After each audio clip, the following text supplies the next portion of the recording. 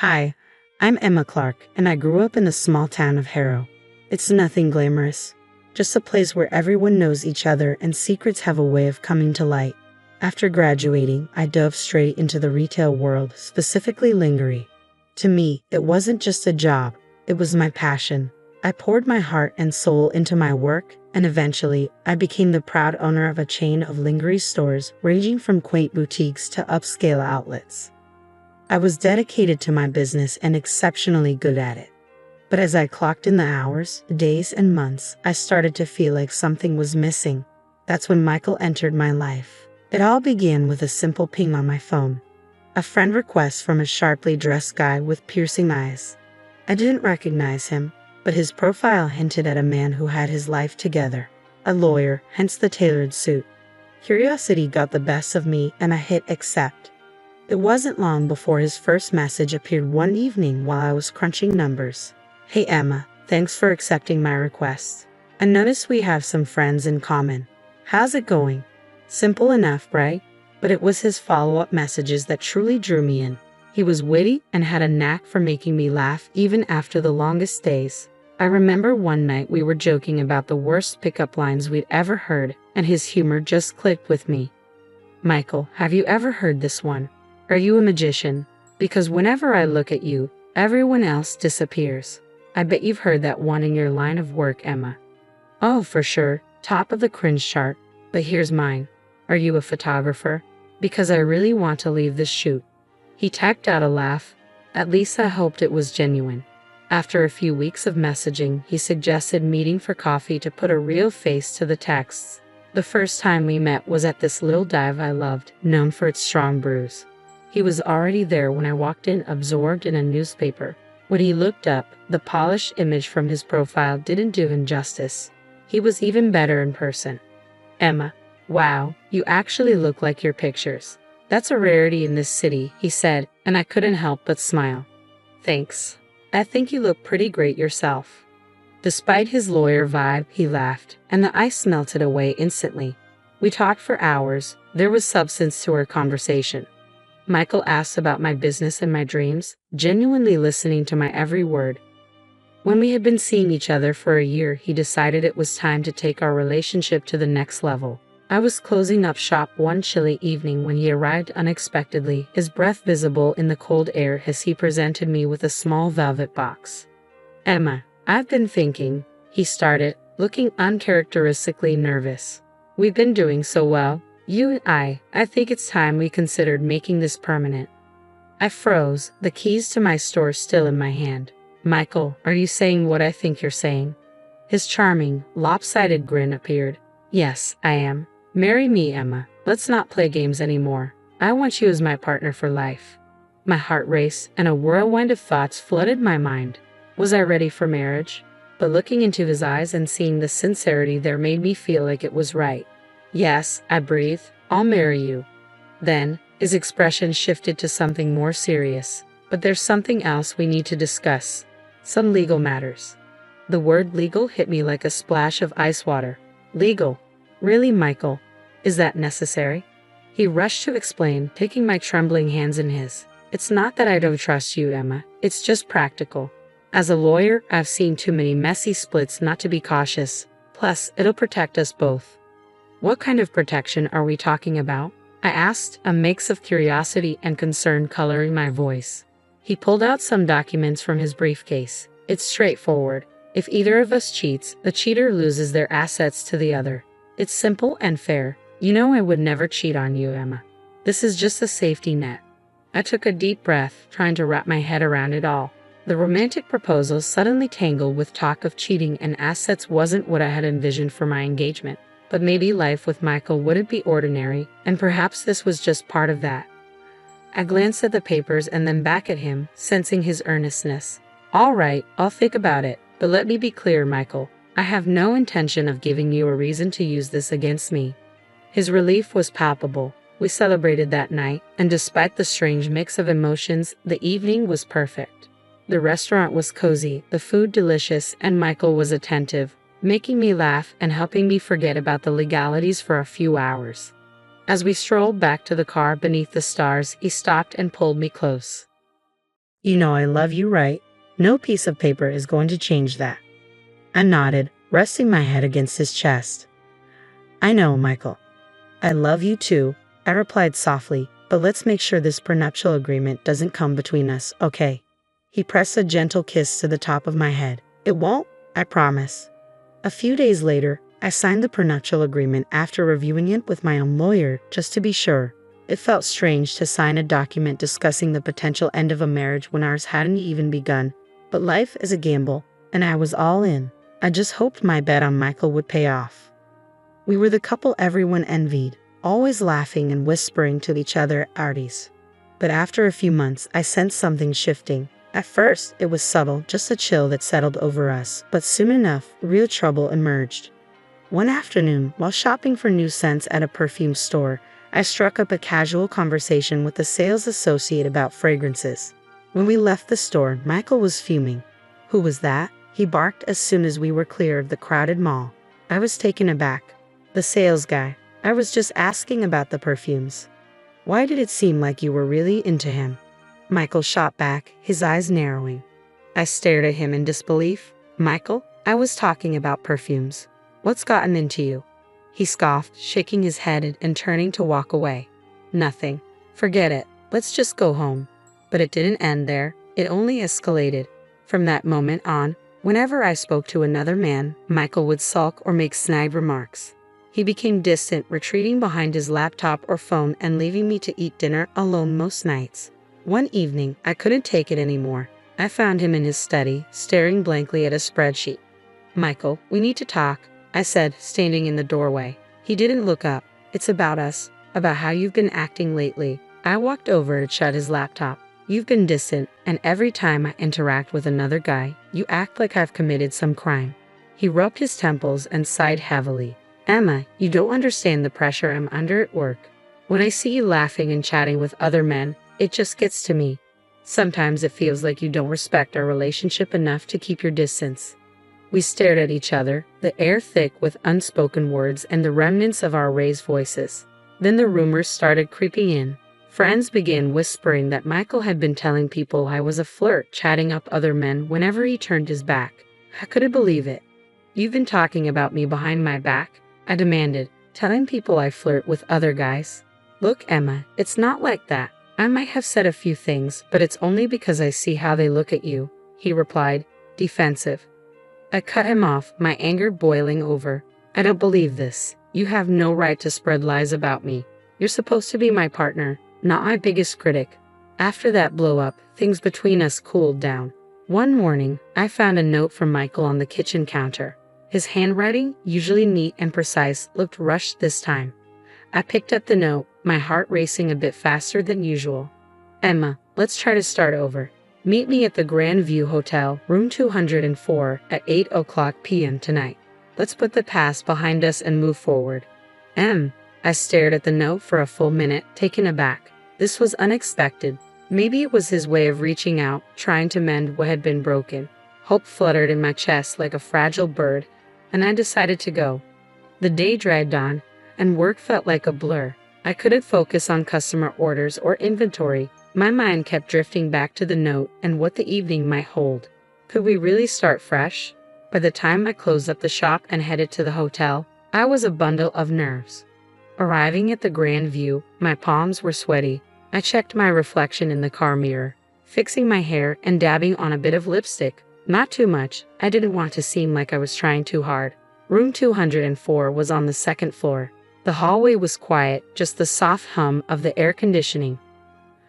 I knocked on the door. No answer. I knocked again, then hesitantly turned the doorknob. It was unlocked. The room was dimly lit by a bedside lamp, casting long shadows across the bed. An open bottle of wine sat on the table, 2 glasses beside it, and a small plate of sliced fruit. But there was no sign of Michael. Michael, I called out as I stepped inside, letting the door click shut behind me. Silence enveloped me, broken only by the soft whir of the air conditioner. I considered leaving, but something made me stay. I poured myself a glass of wine, the deep red liquid swirling in the glass. Just one glass, I muttered to myself, hoping to calm my nerves. I took a sip. The wine was rich and slightly too sweet. I sat down on the edge of the bed, my mind racing. The wine began to make my head feel a little fuzzy, or was that just my nerves? I lay back to rest my eyes for a moment, the room spinning gently before everything faded to black. When I finally woke up, it was dark outside. I tried to sit up, but a pounding headache made it difficult, and my thoughts were foggy. My phone lay on the nightstand, and I grabbed it. The light from the screen was blinding in the dim room. I checked the time. It was past midnight. Panic clawed at my chest as I struggled to remember what had happened and how I ended up lying there, but it felt like grasping at smoke. I jolted awake, suddenly aware that I was lying there without any clothes. Panic surged through me as I fumbled to dial Michael's number, my fingers trembling. When he picked up, his voice was cold and distant. "Emma, what's up?" "Michael, where are you? Why didn't you come to the hotel?" My voice shook with a mix of anxiety and frustration. "Hotel? What are you talking about? Emma, are you drunk? Have you lost your mind? I'm at the Grand View, like you told me. Why did you ask me to come here if you weren't going to show up?" My anger flared, drowning out my confusion. "Emma, I don't know what sick game you're playing, but I didn't write any note. I've been home all night. You're out of control, running around with your lovers." As I drove home from that disastrous night, Michael's cold, dismissive voice replayed in my head, leaving me in a state of turmoil. It felt like I was trapped in a nightmare from which I couldn't wake. Pulling into the driveway, the familiar sights of our home offered no comfort. Instead, they twisted into a knot of dread in my stomach. I stepped inside, and the tension hit me like a wave. Michael was pacing the living room, his face twisted in anger. As soon as he saw me, he exploded. "There you are, the wandering wife returns," he yelled, his voice dripping with scorn. "Michael, please, we need to talk. Something very wrong happened tonight," I pleaded, my voice shaky yet desperate to make him understand. But he wouldn't listen. Instead, he slammed a stack of photos on the table. "Explain these," he shouted. I picked up the photos, my hands trembling. They showed me in a hotel room, in bed with a man I'd never seen before. My heart sank. "Michael, I don't know who this is. I swear I've never seen him before. Something happened to me tonight, something I can't explain." He laughed, a harsh, mocking sound that sent shivers down my spine. "A monstrous mistake or just your monstrous behavior? Marrying you was the real mistake." Tears stung my eyes, but I fought them back, desperate to stay strong and clear-headed. "I didn't do this, Michael. You have to believe me." "Believe you? Why should I? You're a liar and a cheat, and I'll make sure you don't get a cent from me. I'm going to court, and I will take everything from you, just like we agreed." He spat out the words before grabbing his suitcase, already packed, and heading for the door. With a final glare, he slammed the door behind him, leaving me alone in the echoing silence of the house. I collapsed onto the couch, my body shaking. The pain in my head throbbed relentlessly, an intensity that made it hard to think. But it was more than just a headache. It felt as if my brain were shrouded in fog, my memories of the night blurred and inconsistent. That's when it hit me, the wine. I had only had one glass, but the dizziness and blackout didn't add up. It was too extreme, too sudden. I grabbed my phone and dialed my friend Lisa, a nurse, hoping she could help explain my symptoms. "Lisa, something's not right. I had a glass of wine, and then everything went black. I woke up hours later, and now Michael has these photos. It doesn't add up." My words tumbled out in a rush. There was a pause on the other end as Lisa processed what I said. "Emma, it sounds like you might have been drugged. You need to get to a hospital or a lab and get tested right now. Tell them what happened, especially about the wine and your symptoms." The drive to the lab felt like a blur as my thoughts raced, desperately trying to piece everything together. Once there, I explained the situation to the technician, who nodded solemnly and took several vials of blood. A couple of days later, I heard a heavy thud at my doorstep. It was a letter from Michael. My hands shook as I tore it open, confirming my worst fears in the cold, formal language of the legal notice. Michael was suing me for infidelity, aiming to strip me of everything I owned based on our prenuptial agreement. The trial was set for a month from now. I called my lawyer, Paul, immediately. His voice offered a small comfort amid the chaos. "Emma, come to my office. We need to strategize." As I drove to his office, my mind raced through every possible scenario, except the one where I emerged unscathed. Upon arriving, I noticed a familiar figure, Michael, walking alongside a young man, the same one from the photos. Without thinking, I grabbed my phone and started recording. I caught them exchanging an envelope, which the young man quickly tucked into his jacket. My heart raced as I realized the significance of what I might have just captured. At Paul's office, I showed him the video. His eyebrows shot up as he watched the exchange. "This is good, Emma. It looks very suspicious. I think it's time we brought in a private investigator." Paul's friend, Jack, a seasoned private investigator, took the case. He moved quickly, tailing the young actor and digging into his background. A few days later, Jack called us into his office with news. "I spoke to the kid," he began, his expression serious. "He's a bit of an actor, down on his luck. Your husband hired him to play a part, the part of your lover. He also confessed that your husband planned everything, even the drugged wine." As we were talking, my phone pinged with an email. My blood test results had arrived. I opened the attachment, my breath catching as I read the findings. Positive for a potent sedative. Just as Jack had said. I passed my phone to Paul, who read the results and looked up, his eyes hardening with resolve. "This is it, Emma. This is what we need. With this evidence, we can not only defend you, but also turn the tables on Michael." Paul advised me to keep everything under wraps until the court date. "Let's not tip him off. We'll hit him with this in court and give him the surprise of his life." A week had passed since the hotel debacle, and I was back in the familiar confines of my lingerie store, trying to distract myself from the looming court date. It was an ordinary afternoon until Michael walked in, a woman on his arm. "Emma, meet Leila, my bride-to-be," he announced, pride in his voice that didn't quite reach his eyes. Leila looked young, too young, perhaps, to grasp the type of man she was dealing with. She glanced at me with a mix of curiosity and judgment. Michael wasted no time stirring up trouble. "Take a good look around, Emma. Soon enough, all this will be mine." His arm swept dramatically across the expanse of my store, a smirk playing on his lips. Leila's eyes followed his gesture, her expression hardening with newfound conviction. I wanted to reach out and warn her, but I recalled Paul's strict instructions to remain silent until the hearing. All I could manage was a thin smile, responding with as much dignity as I could muster. "We'll see what the judge has to say about that, Michael." The day of the court session arrived all too quickly. The courtroom felt austere, the air thick with tension. Michael, ever the lawyer, had chosen to represent himself. He stood before us, adjusting his tie, a clear display of self-assurance, as he prepared to deliver his opening statement. "Ladies and gentlemen," he began, his voice steady and clear, "today you will see the true colors of a woman who not only broke the vows of marriage, but sought to destroy the sanctity of our home with her deceit."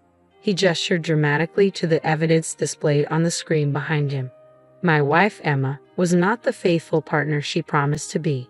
Photos from the hotel room flashed on the screen, eliciting murmurs from the courtroom.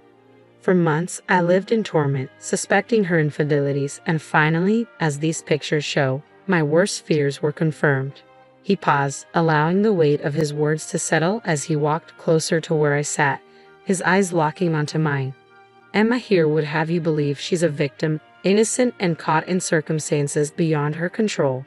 His tone was scathing, his words rehearsed yet effective. "But I tell you, she is not a victim. She is a perpetrator, a destroyer of our union." As he spoke, I noted the calculated pauses and measured glances at the judge, the way he constructed each sentence with the precision of a seasoned attorney.